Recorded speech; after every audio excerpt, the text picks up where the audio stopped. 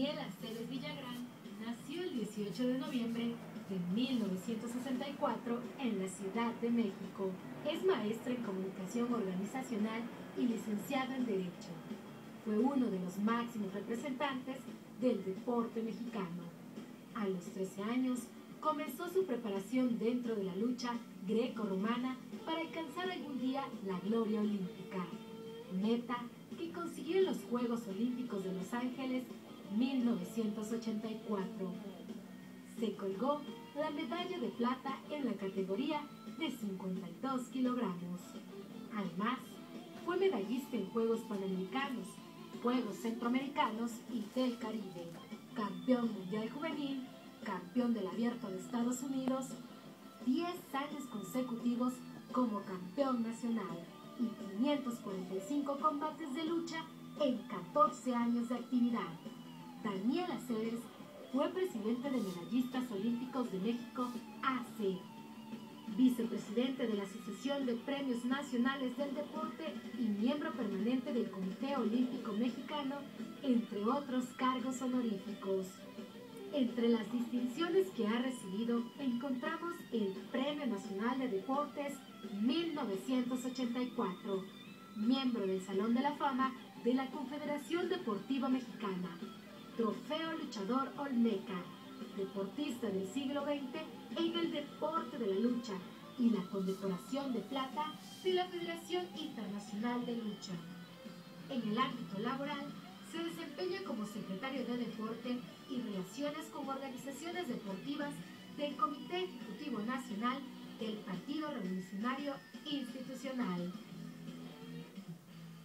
Han transcurrido algunos segundos dentro de lo que es esta manera de hablar de una trayectoria muy importante, de mucha disciplina, esfuerzo, trabajo, talento. Aquí está con nosotros. Daniel, qué gusto saludarte. Igualmente, doctor, en esta tu casa, EcoTV. Es un privilegio, Javier. ¿Cómo estás? También deportivo. ¿Qué cantidad de recuerdos? A mí me emociona mucho verte y sobre todo verte también. Cuando platicábamos ahora aquí, 19 años de edad, la posibilidad de llegar a un evento tan importante como Juegos Olímpicos y lograr ser medallista. ¿Cómo ubicas eso? Seguramente lo tienes ahí presente, porque yo platicábamos en algún momento que tenemos como un chip donde están guardados todos los recuerdos y las emociones más grandes, y los traemos al presente. Pero en este instante, ¿qué viene a tu mente en relación a todo eso? Sobre todo, doctor, han pasado 27 años de que tuvimos la valiosa oportunidad de representar a México y de obtener una presea olímpica. Y sin duda alguna, como va transcurriendo la vida, va viendo una serie de ponderaciones diferentes a las que tenías cuando eras joven y cuando va transcurriendo precisamente muchas de las circunstancias de la vida.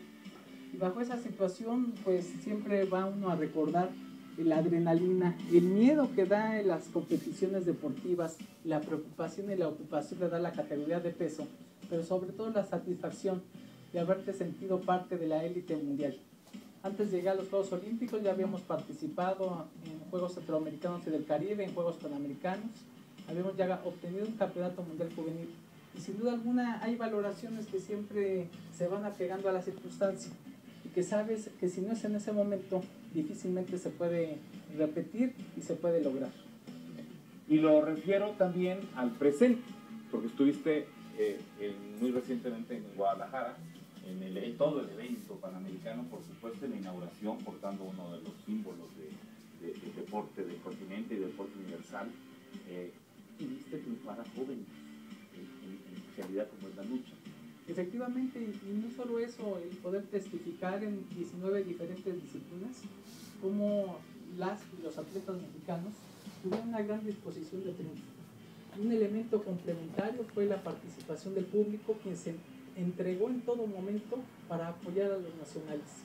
De las 133 medallas obtenidas y de las 42 de oro, seguramente el público mexicano tuvo mucho que ver en un porcentaje muy elevado, situación que a veces no se refleja en los medios de comunicación, pero cuando se vivencia precisamente el cómo se apoyó a los atletas de México, sin duda alguna fue un extra, es algo que repercutió en esos extraordinarios resultados de la delegación mexicana, doctor. Sin duda, Javier. Daniel, veíamos ahorita imágenes tuyas precisamente en cuando ganaste esa medalla de plata en Los Ángeles. has estado metido en varias asociaciones, entre ellas la de medallistas, que ya ahorita nos comentarás un poquito cómo va la situación ahí. ¿Qué cambios has visto de aquel deporte en México, en Los Ángeles, al que viste ahora en Guadalajara? ¿Cómo ha ido evolucionando? ¿Cómo has visto ese crecimiento? Ha habido un parteaguas muy importante, Javier, en las determinaciones del Comité Olímpico Internacional. En 1991 desapareció el concepto de amateur y quedó muy profesionalizado el deporte. Excepto el boxeo, en todas las disciplinas participan actualmente deportistas de carácter profesional. Es decir, han habido cambios muy importantes en este cuarto de siglo en relación a lo que es la generación de expectativas deportivas y también a los apoyos que intervienen en apoyo, por ejemplo, a los deportistas de nuestro país. Y lo que sí pude observar es que los equipos multidisciplinarios hoy están pues siendo parte del logro de las medallas. Es decir, no solo es el entrenador básicamente, sino es el bioquímico, biofísico, el nutriólogo, el psicólogo deportivo y ese cuerpo de metodólogos que van acompañando el esfuerzo de los deportistas y la obtención de las medallas. Yo creo que ha habido un cambio dramático y afortunado en el deporte internacional. Antes había una guerra fría entre los Estados Unidos y la ex Unión de Repúblicas Socialistas Soviéticas que le daba una connotación a las medallas políticas.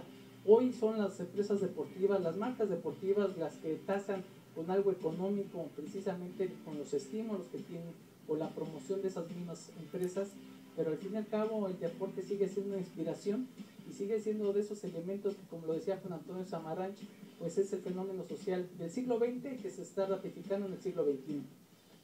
A la par, la actividad deportiva de los jóvenes mexicanos que ubican a nuestro país en esas 42 preseas de oro, de los directivos en el deporte, porque hay muchas pugnas, hay muchas diferencias, hay muchos intereses o desintereses, también podría yo decir.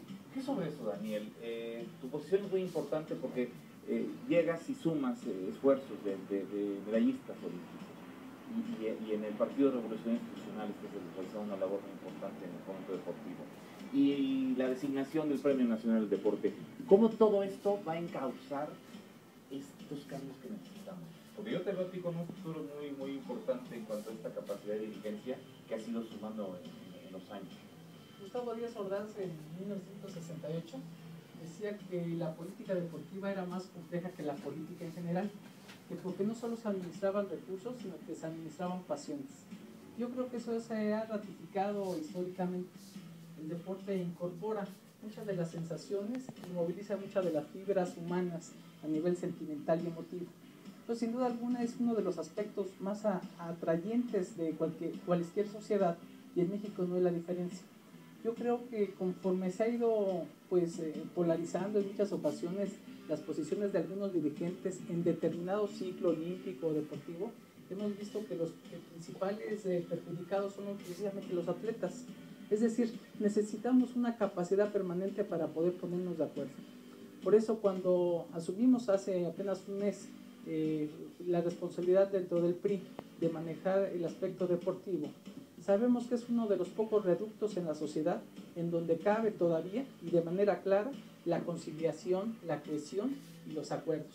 Y creo que se debe de buscar en este tipo de aspectos el que todos los partidos políticos, todos los actores sociales nos pronunciemos para que el deporte y la cultura física sean elementos de una medicina preventiva, para que sirvan dentro de los esquemas de salud pública a disminuir la obesidad y el sobrepeso, las enfermedades cardiovasculares, la diabetes, etcétera, etcétera, ¿no? La hipertensión, etcétera.